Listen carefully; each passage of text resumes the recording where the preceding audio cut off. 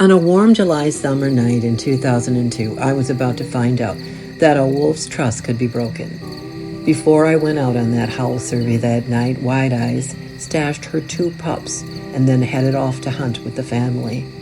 That night, on my first howl, White Eyes' 2 pups responded back to me, and I was very surprised.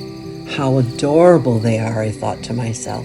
One pup was light in color and the other was dark in color.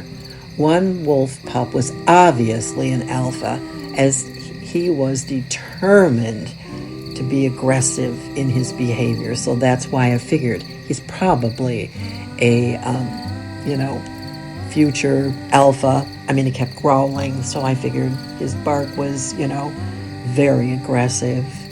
I dared not linger because that could bring danger to the pups. However, I did linger long enough to name them Salt and Pepper, and then I left. Something changed that following year in 2003. The wolves didn't howl back to me. I wasn't able to get a peep out of White Eyes or any of her pack members. I was getting worried that maybe something had happened to them. I never connected the fact that they were silent and did not howl back to me to what had happened in that July summer night.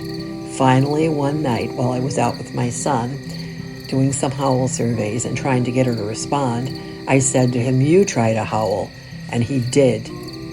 And he was able to get several of White Eyes' family to respond back to his howl. What did that tell me about White Eyes?